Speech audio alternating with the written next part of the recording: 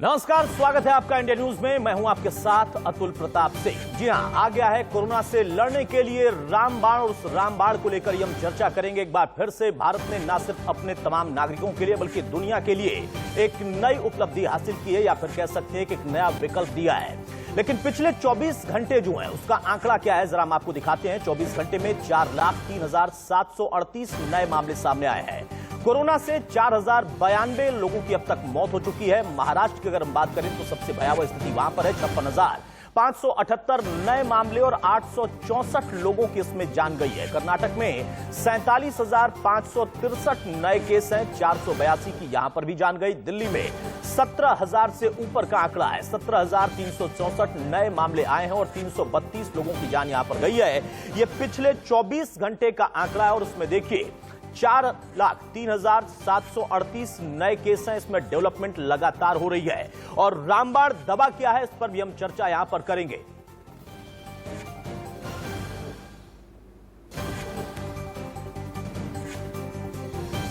तो देश कोरोना से बीमार है और पिछले 24 घंटे में 4,03,000 से ज्यादा संक्रमित मरीज मिले हैं। वहीं 4,092 लोगों की कोरोना से जान भी गई है। आपको बता दें कि दिल्ली की बात करें, महाराष्ट्र की बात करें, उत्तर प्रदेश की बात करें, मध्य प्रदेश और साथ में दक्षिण के राज्य सबसे ज्यादा इस वक्त कोरोना से प्रभावित दिखाई दे रहे हैं। ऑक्सीजन से लेकर बेड तक की कमी महसूस हो रही है।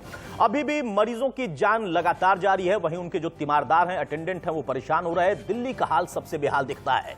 महाराष्ट्र वैक्सीन और वैक्सीनेशन के लिए बदहाल दिखता है। यूपी में दवा और बेड की कमी से मरीज दम तोड़ते दिख रहे हैं। बिहार की हालत भी कुछ ऐसी ही है। हर तरफ कोरोना ने तांडव मचा रखा है, लेकिन सरकारी सिस्टम की बात करें तो वो वहां पर बेबस नजर आता है, फेल होता दिखता है। इस बीच कोरोना से जारी लड़ाई के खिलाफ एक राहत की खबर भी आई है, जो अपने आप में इस वक्त अगर हम देखें तो तमाम लोगों के लिए संजीवनी है। Drugs controller general of India ने शनिवार को ड्रग 2 डीऑक्सी डी ग्लूकोज दवा से कोरोना के इलाज को इमरजेंसी अप्रूवल दिया है। इसकी तत्काल जरूरत महसूस की गई। कोरोना संक्रमित मरीज के लिए यह एक वैकल्पिक उपचार हो सकता है। जिन मरीजों पर इस दवा का ट्रायल किया गया उनकी आरटी-पीसीआर रिपोर्ट निगेटिव आई है। 100 से ज्यादा लोगों पर इसका ट्रायल किया गया। वो ट्रायल सफल था और उसको देखते हुए, इस ट्रायल की सफलता को देखते हुए इसको तत्काल मंजूरी दी गई है। इसीलिए इंडिया न्यूज अपनी ओपीडी में इस पर चर्चा भी करेगा और हम इसीलिए कह रहे हैं कि यह वाकई रामबाण है।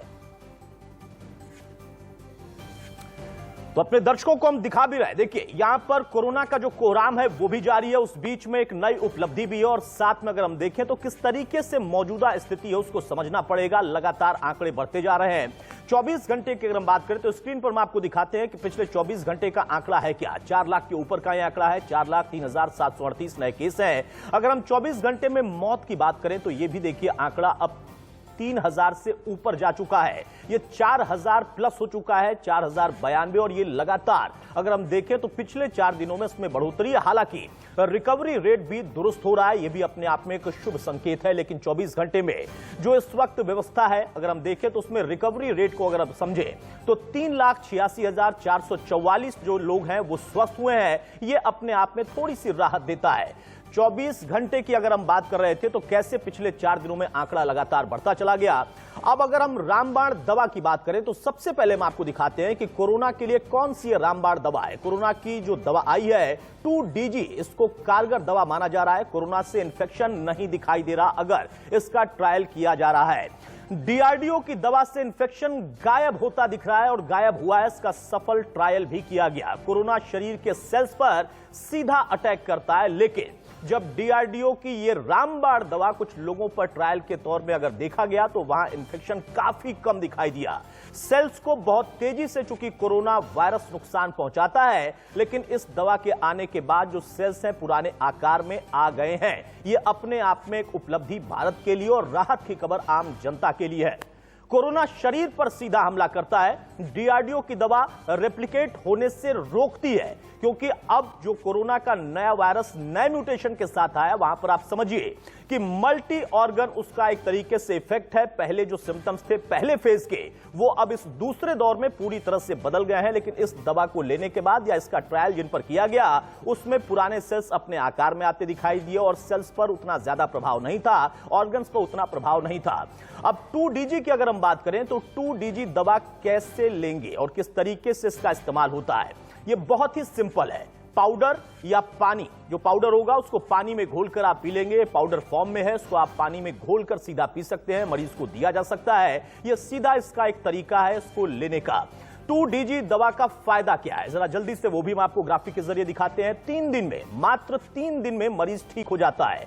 ऑक्सीजन की जो आज सबसे ज्यादा हालत खराब है या फिर कहें उसको लेकर लोगों में पैनिक है, ऑक्सीजन की जरूरत इस दवा को लेने के बाद कम होती है, क्योंकि ऑक्सीजन लेवल भी ये बढ़िया मेंटेन रखता है, जल्दी रिकवरी में मदद मिलती है। और RT-PCR जो रिपोर्ट है इस दवा का, जिन पर ट्रायल किया गया वहां पर वो रिपोर्ट निगेटिव आई।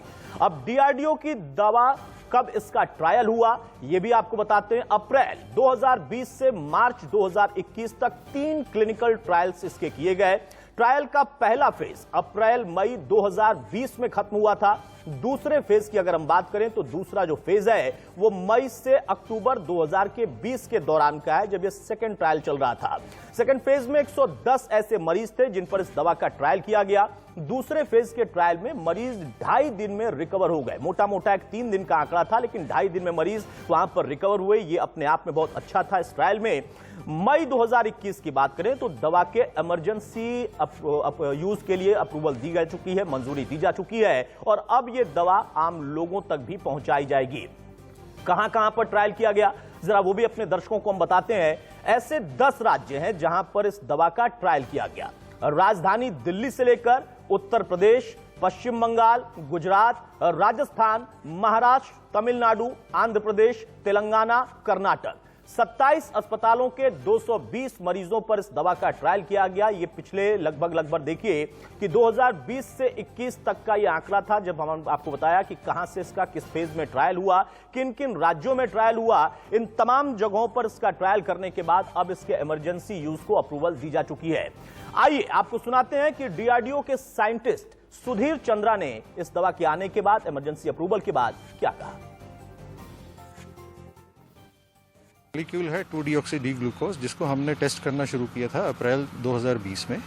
और CCMB हैदराबाद में हमने पहला एक्सपेरिमेंट इसमें किया था, जिसमें कि वायरस के ऊपर 2DG का इफेक्ट, जिसको 2-डीऑक्सी ग्लूकोज भी कहते हैं, इसका इफेक्ट हमने स्टडी किया था और उसमें हमें बहुत अच्छे रिजल्ट्स मिले थे। उसके बाद हमने ड्रग कंट्रोलर से इसके लिए प्रार्थना की थी कि हमें क्लिनिकल ट्रायल्स की इजाज़त दी जाए, और क्लिनिकल ट्रायल्स हमारे शुरू हुए मई 2020 में, और फेज़ 2 क्लिनिकल ट्रायल्स मई 2020 से लेकर के और अक्टूबर 2020 तक चले, जिसमें कि बहुत अच्छे हमारे को इसके रिजल्ट्स मिले हैं, जिसमें पेशेंट्स को, कोविड-19 पेशेंट्स को ये ड्रग देने पे काफ़ी अच्छा फ़ायदा हो रहा है। तो इंडिया न्यूज की ओपीडी में हम अपने दर्शकों से भी अपील करते हैं कि वो भी हमारे साथ जुड़ें, और जो भी उनके मन के सवाल हैं, जो संशय हैं, जो पीड़ा है, या फिर उनको कोई सुझाव चाहिए, तो हमारे साथ डॉक्टरों का एक खास पैनल होगा। उनसे आपको सीधा सवाल ले सकते हैं और हमारे जरिए आप अपनी शंका को दूर कर सकते हैं, या फिर अगर किसी तरीके की असमंजस की स्थिति आपके आसपास है तो वो पैनिक भी आपको दूर करने के लिए आपकी जिम्मेदारी बनती है, समाज के लिहाज से, नजरिए से। हमारे साथ इस वक्त डॉक्टर धीरज कौल साहब जुड़ चुके हैं, जो कि फिजिशियन है, सीधे अमेरिका से हमारे साथ जुड़ रहे हैं, न्यूयॉर्क से। डॉक्टर धीरज कौल, बहुत स्वागत है आपका इंडिया न्यूज में। नमस्कार।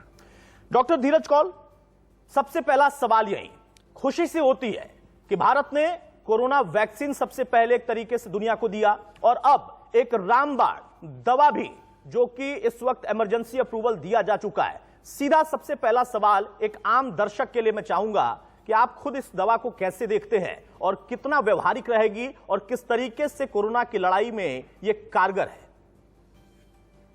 देखिए, नमस्कार। पहले तो मैं बधाई देना चाहूंगा इस ड्रग की डेवलपमेंट के लिए। एक ये बहुत ही इंपॉर्टेंट टूल है। जैसे कि आप जानते हैं, कोरोना वायरस में मेडिकल जर्नलिज्म कर रहा हूँ पिछले साल से, इंटरनेशनली और इंडिया में भी।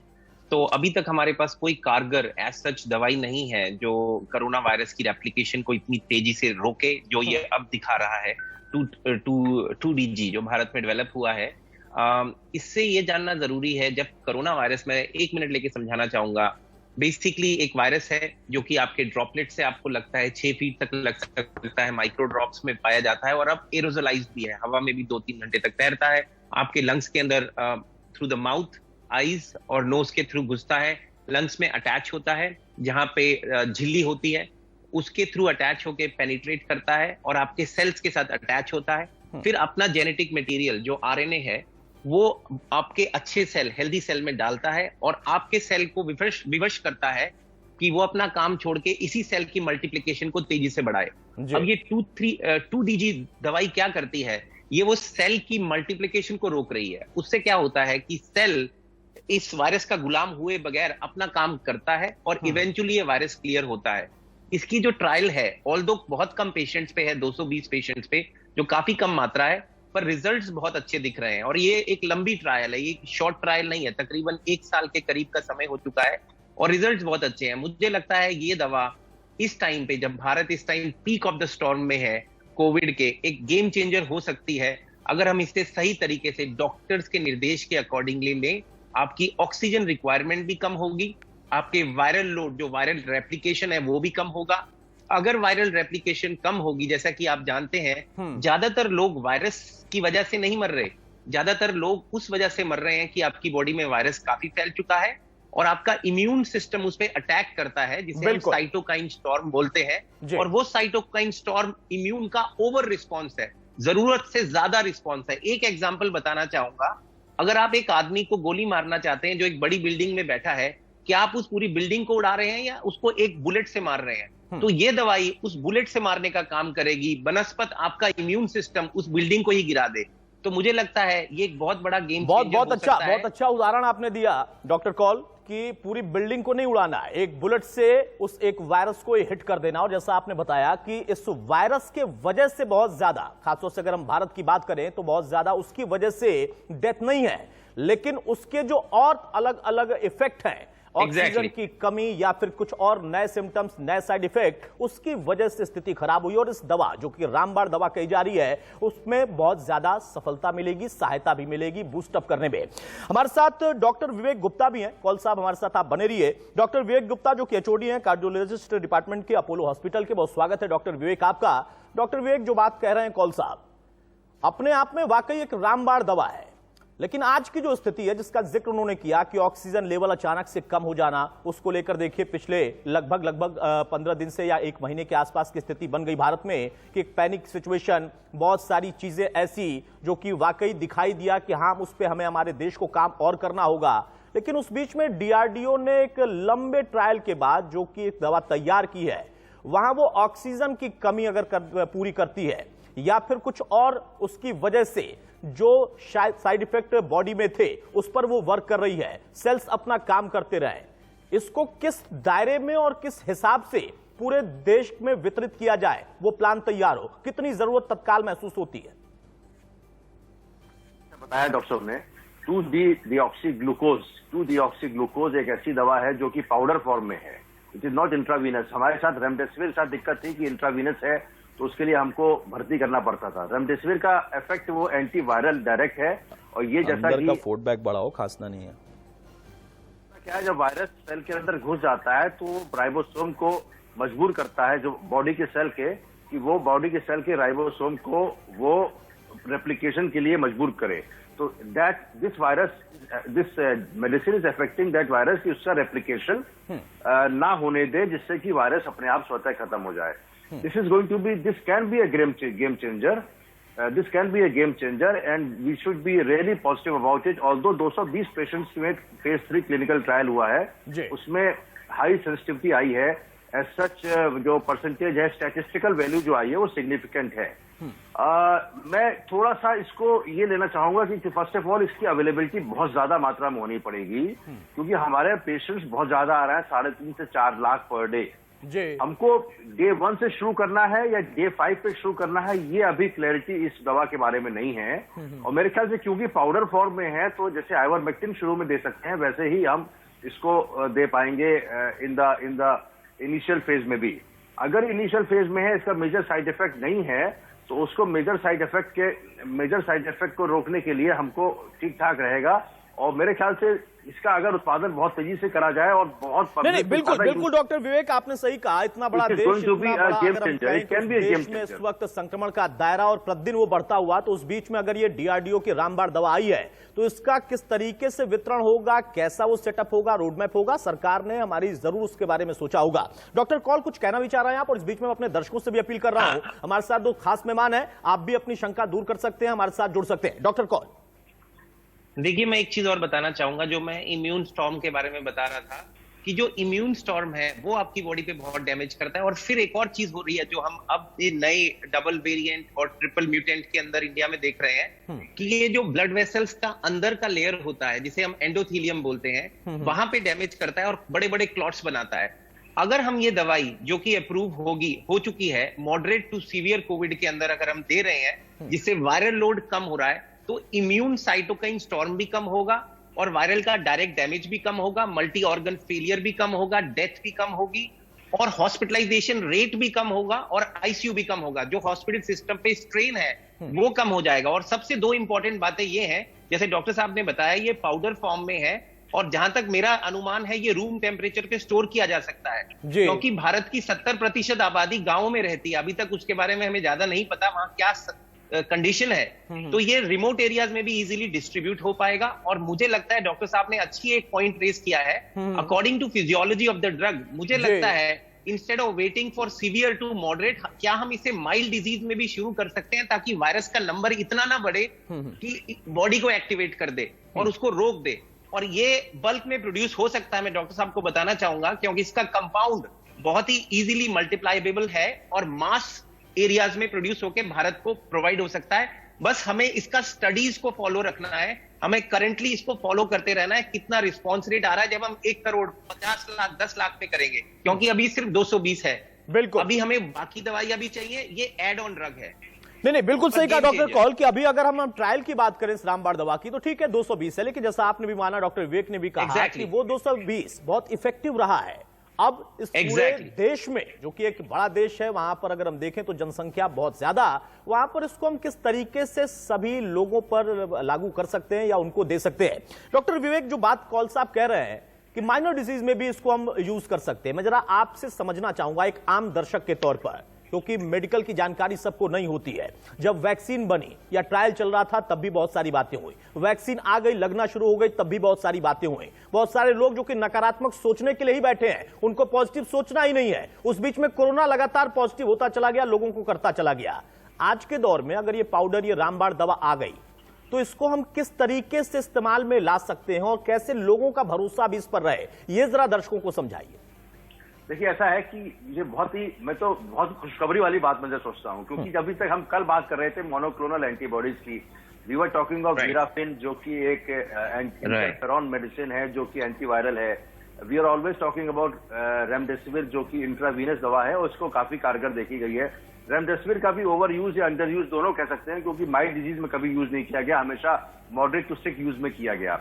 इसका भी अभी तक ये जैसा कि है, जो स्टडीज की गई हैं, वो उन्होंने जिसको ऑक्सीजन की रिक्वायरमेंट है उसी को यूज किया हुआ है, जैसा मैं पढ़ रहा था इसके बारे में, और उसमें ऑक्सीजन की रिक्वायरमेंट की कमी देखी गई। अगर हम किसी भी दवा को शुरुआत में, शुरू से कह रहा हूं, आज इस खास करके फेज 2 में जो वेव 2 आई है, जब हम किसी दवा को शुरुआती दौर में शुरू कर पाए, लेकिन होता क्या, monoclonal antibody is very expensive, we can't use it. अभी इमरजेंसी यूज ऑथराइजेशन अभी थोड़े दिन पहले ही भारत ने किया, नवंबर में उसको नकार दिया था, और वीराफिन अभी आई नहीं है, अवेलेबल नहीं हो पाई है।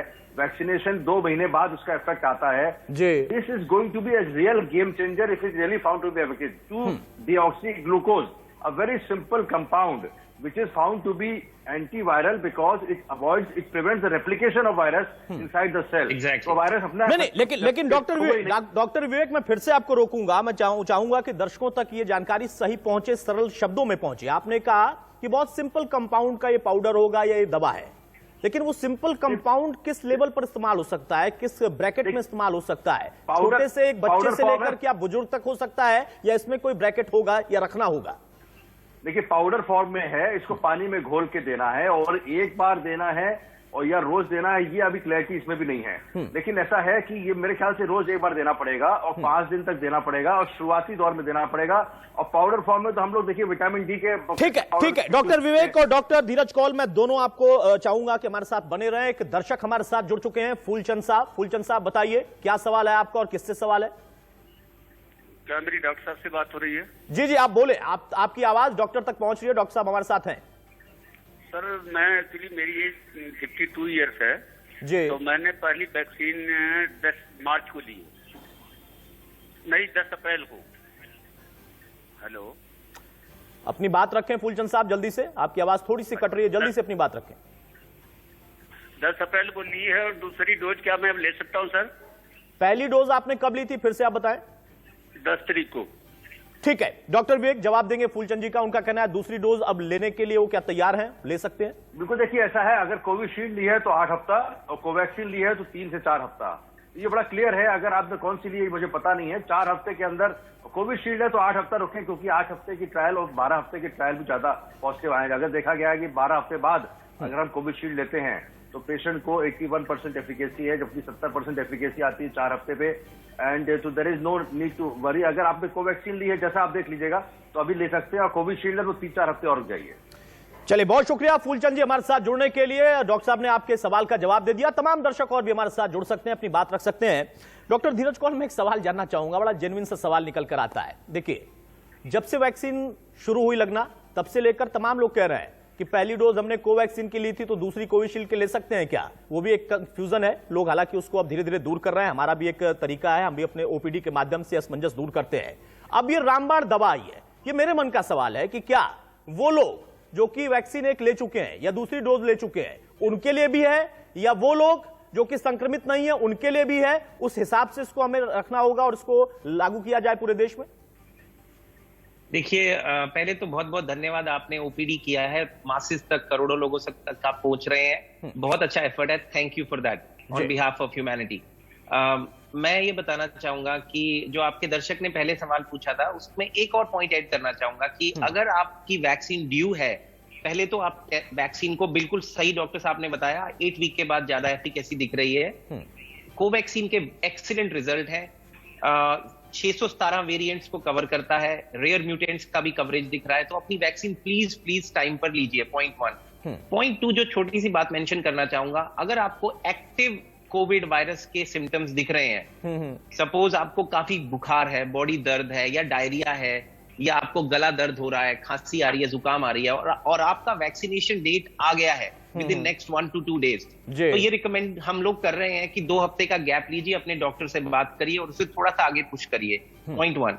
पॉइंट 2, जो आप मुझसे पूछ रहे थे कि ये दवाई क्या आप ले सकते हैं अगर आप वैक्सीनेटेड हैं? एब्सोल्युटली आप ले सकते हैं, बिल्कुल ले सकते हैं, क्योंकि हमें ये जानना है कि हम जब दवाई दे रहे हैं आपको, जो वैक्सीन दे रहे हैं, जो mRNA बेस्ड है या डिफरेंट प्लेटफॉर्म्स की वैक्सीन है, वो आपके सिस्टम को सेंसिटाइज करती हैं ताकि आपका सेल एक तरीके की एंटीजन बनाए, जो वायरस का पार्टिकल होता है उसे एक्सप्रेस करे और उसके खिलाफ एंटीबॉडी बनाए। तो एक्टिव वायरस की रेप्लिकेशन नहीं हो रही है, ये पॉइंट जरूरी जानना है। तो ये दवाई वैक्सीनेशन के इफेक्ट से इंटरफेयर बिल्कुल नहीं करेगी, सेफ है।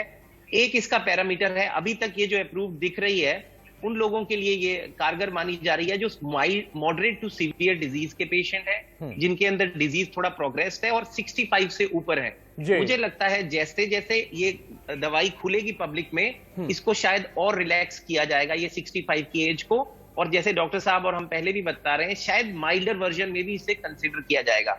लेकिन ये बहुत अच्छा टूल डॉक्टर्स के हाथ में आया है, और मुझे दिख रहा है अगर हमारे पास 10, 20, 30, 50 हजार आदमी का डाटा एक्टिवली आता गया तो हो सकता है WHO भी इसे अप्रूव कर दे, स्पेशली क्योंकि ये दवाई सस्ती होगी बहुत, क्योंकि 2DG है जो ग्लूकोज बेस से बनी है। तो थर्ड वर्ल्ड कंट्रीज या विकासशील कंट्रियों के लिए एक रामबाण होगा।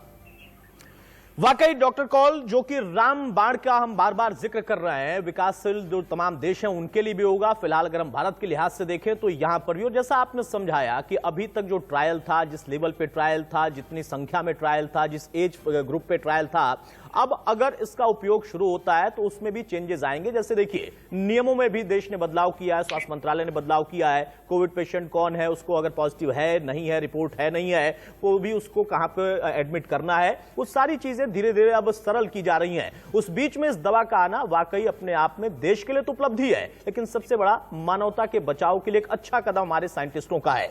डॉक्टर विवेक गुप्ता, मदर्स डे भी, जो नया स्ट्रेन, नया वायरस, उसका इफेक्ट देखिए। पहले फेज में हमने देखा जो बुजुर्ग थे उन पर इफेक्ट था, दूसरे फेज में युवाओं पर ज्यादा इफेक्ट दिख रहा, और अब धीरे धीरे एक तरीके से हम कह सकते हैं शुरुआत हो चुकी है, या ऐसा कहा जा रहा है कुछ रिसर्च के माध्यम से कि अगला फेज, जब अगली लहर आएगी, वेव आएगी, तो बच्चों पर ज्यादा इफेक्ट होगा।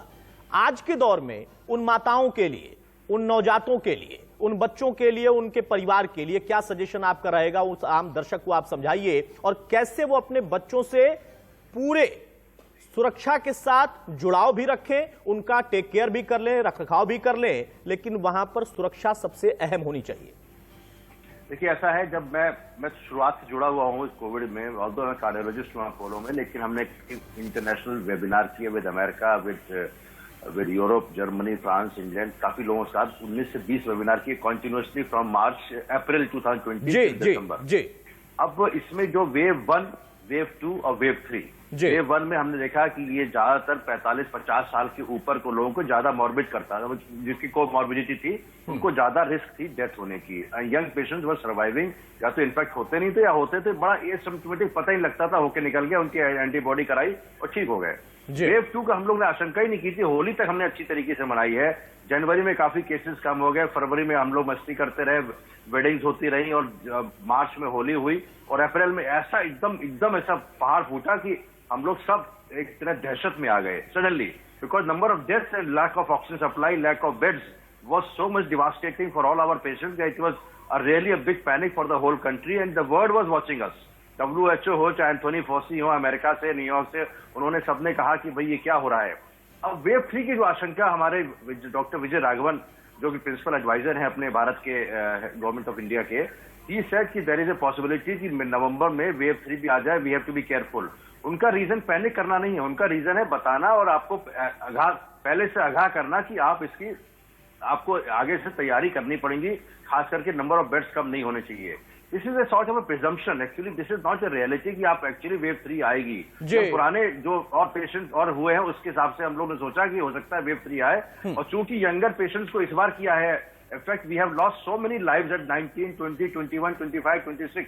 It is actually very painful to see young people who have died through this. बिल्कुल, इससे ज्यादा पीड़ादायक कुछ नहीं हो सकता है। एक ऐसा देश जहां पर सबसे बड़ी ताकत हमारी युवा पीढ़ी थी, लेकिन उस पर इसका इफेक्ट है, लेकिन फिर भी हम सब मिलकर लड़ रहे हैं, और पॉजिटिव तरीके से ही हमें इस कोरोना को निगेटिव करना है। उस बीच में एक रामबाण दबा गई है। हमारे साथ डॉक्टर विवेक गुप्ता भी जुड़े हैं और डॉक्टर कौल भी हमारे साथ हैं। आप दोनों से मैं चाहूंगा हमारे साथ बने रहिए। दर्शक भी हमारे साथ लगातार जुड़कर अपनी शिकायतें साझा कर सकते हैं। इस बीच में हम रुकेंगे। तो 24 घंटे की अगर हम बात करें तो 4 लाख का आंकड़ा पार हो गया। एक बार फिर से हम इसका जिक्र कर रहे हैं। हमारे साथ डॉक्टरों का खास पैनल मौजूद है। इस ओपीडी के जरिए उन तमाम दर्शकों से हम अपील भी कर रहे हैं कि वो अपनी बात रख रहे हैं। आपको हम एक बार आंकड़े फिर से जरा समझाते हैं, उनको समझिए, उसके बाद अपने हम पैनल के पास जाएंगे। इस वक्त की जो स्थिति है उसको आप देखिए कि 24 घंटे का हाल क्या है। 24 घंटे में जिस तरीके से पिछले 4 दिनों की हम बात करें, इन 4 तस्वीरों में आप देखिए कि वो 4 लाख से ऊपर का ही आंकड़ा जाता हुआ, हालांकि रिकवरी रेट भी दुरुस्त हो रहा। 24 घंटे की अगर बात करें तो 4092 इस वक्त मौतें हुई हैं। 24 घंटे में 3,86,444 लोग स्वस्थ हुए हैं, ये अच्छी बात है। 24 घंटे में अगर हम देखें तो 13,202 एक्टिव केस बढ़े भी हैं, यानी कुल मिलाकर जहां एक तरफ रिकवरी रेट में भी सुधार दिख रहा है, लेकिन दूसरी तरफ वहीं पर जो आंकड़ा है वो मेंटेन है पिछले 4 दिनों में 4 लाख प्लस का, और ये अपने आप में थोड़ी सी स्थिति को गंभीर करता है, लोगों की चिंता बढ़ाता है, पैनिक बढ़ाता है। इसीलिए इंडिया न्यूज ये ओपीडी लगा रहा, और तमाम हमारे साथ दर्शक भी जुड़कर अपनी बात रख सकते हैं या शिकायत साझा कर सकते हैं। कोरोना इलाज के नियम में इसी वजह से बदलाव भी किया गया है। अब जो संदिग्ध मरीज हैं, जिनके अंदर सिम्टम्स हैं या नहीं भी हैं, वो कोविड सेंटर में भर्ती हो पाएंगे। यह नया स्वास्थ्य मंत्रालय ने चेंज किया है, बदलाव किया है। कोविड सेंटर में भर्ती के लिए पॉजिटिव रिपोर्ट होना ही जरूरी नहीं है। ऐसा नहीं है कि अगर आपके पास पॉजिटिव रिपोर्ट है तभी आप सेंटर में दाखिल होंगे या भर्ती होंगे। संदिग्ध मरीजों को अलग वार्ड में रखा जाएगा, ऐसी सुविधा अब तैयार की जा रही है। किसी भी मरीज को इलाज से अब इनकार नहीं किया जा सकता। यह मैंडेटरी कर दिया गया है कि अब कोई सेंटर, कोई अगर मरीज है उसके अंदर सिम्टम्स नहीं भी है लेकिन संदिग्ध है, या फिर उसको लगता है कि इस तरीके के कोई सिम्टम उसके अंदर है, तो उसका उपचार होगा। वहां पर अलग सेंटर तैयार किया गया है। कोरोना इलाज के नियम में जो बदलाव की बात थी वो हम आपको दिखा रहे थे। रिपोर्ट पॉजिटिव हो या निगेटिव, मरीज को अस्पताल में भर्ती करना ही होगा। ये नया बदलाव किया गया और ये मैंडेटरी कर दिया गया है। भर्ती होने के लिए कोविड रिपोर्ट कतई जरूरी नहीं है। राज्य के आधार पर अस्पताल में भर्ती से इनकार भी नहीं किया जा सकता। अगर कोई किसी और राज्य का है तो ऐसा नहीं है कि आप कह देंगे या सेंटर कह देगा कि हम भर्ती नहीं करेंगे। किसी भी मरीज को कहीं पर भी दाखिला मुमकिन कर दिया गया है। उसको मुमकिन इसलिए किया गया क्योंकि उसको वहीं पर उपचार मिल पाए। होम आइसोलेशन के नियमों में भी थोड़ा बदलाव किया गया है। 10 दिन होम आइसोलेशन, 3 दिन तक बुखार ना आने पर आइसोलेशन खत्म और टेस्ट की भी जरूरत नहीं होगी। ये एक नया बदलाव भी किया गया है।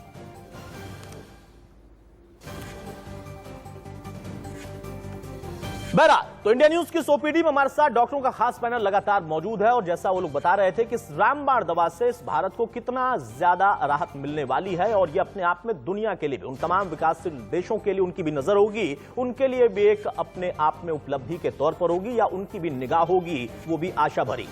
डॉक्टर धीरज कौल साहब, मैं आपसे जानना चाहूंगा, आपने बहुत अच्छे से इस पूरे पैंडेमिक को देखा, आपने इन तमाम चीजों का डेटा कलेक्ट किया, उस पर रिसर्च कर रहे हैं आप।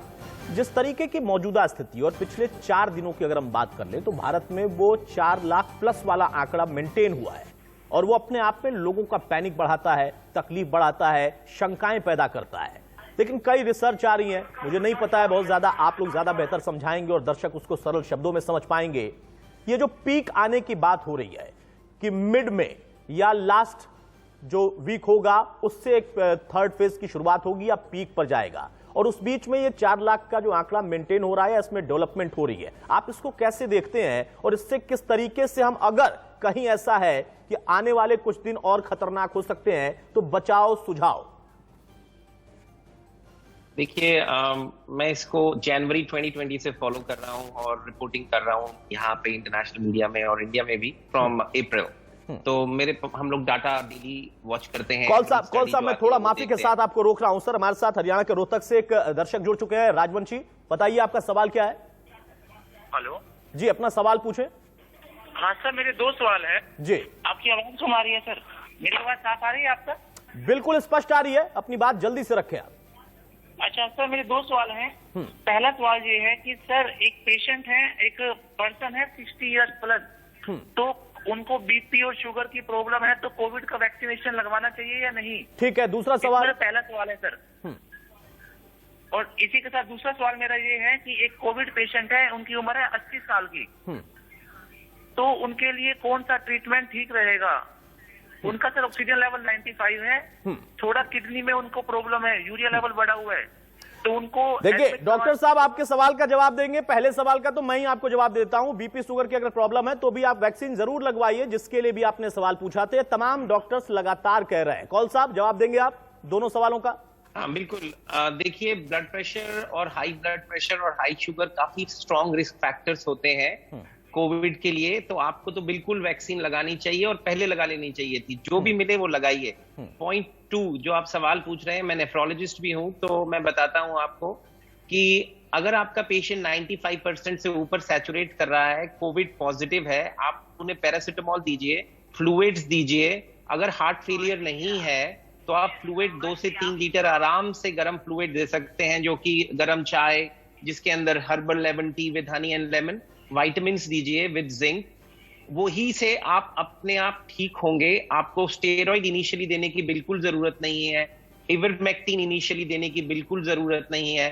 और अगर आपकी सैचुरेट और लंग्स की एक्सरसाइज करते रहिए। एक होता है इंसेंटिव स्पिरोमीटर जो बॉल के साथ होता है, या प्राणायाम, डीप ब्रीदिंग करिए और पॉजिटिव रहिए। फ्रेश खाना खाइए, 8 घंटे का स्लीप लीजिए, उससे आपकी हीलिंग होगी। और सैचुरेशन घर पे मॉनिटर करते रहिए, और बहुत जरूरी है उनको N95 मास्क डाल के रखें, और उनको एक ऐसे रूम में रखें जहां पे खिड़की खुली रखें और घर से हवा का वेंटिलेशन चलता रहे, ताकि उनसे दूसरे को ना लगे। बहुत अच्छा चांस है कि वो रिकवर हो जाएं। बस एक बात का ध्यान रखिए, पैरासिटामोल भी लेते रहिए, 500 मिलीग्राम अगर दिन में 3 बारी लेना चाहते हैं। आइबुप्रोफेन मत लीजिए, क्योंकि वो किडनी पे इफेक्ट कर सकती है अगर बॉडी में दर्द होता है। पैरासिटामोल भी उसका इलाज कर देगी। तो थोड़ा non steroid anti inflammatory drug को बहुत ही ध्यान से लीजिए, अगर लेनी पड़े तो कम मात्रा में। तो राजवंशी साहब, आपने सुन लिया होगा। बहुत शुक्रिया हमारे साथ जुड़ने के लिए। हमारे साथ एक और दर्शक जुड़ चुके हैं, उनका भी हम सवाल लेंगे। लेकिन सबसे बड़ी बात देखिए, मैं फिर से कहूंगा, हमारे डॉक्टर्स का जो पैनल है वो भी कह रहे हैं और बार बार हम कह रहे हैं,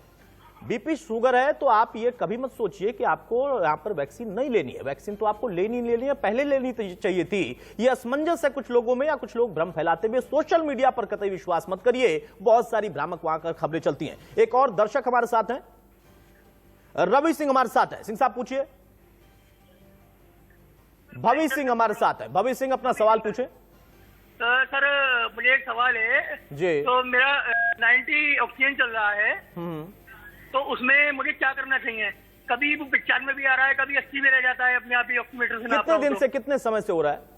4-5 दिन हो गए हैं। डॉक्टर विवेक, जल्दी से जवाब देंगे आप इसका। देखिए, ऐसा है कि ये आपको, अगर आप you are looking like a young man, लेकिन आपका सैचुरेशन अगर 90 एवरेज मान लें, अगर 95 कभी आ रहा है, कभी 85 आ रहा है, तो ऑक्सीमीटर की उंगली में कुछ गड़बड़, आप सेटिंग नहीं कर पा रहे हैं। अगर 90 है तो there is some fall in the saturation, यानी कि आप मॉडरेट डिजीज में पहुंच चुके हैं।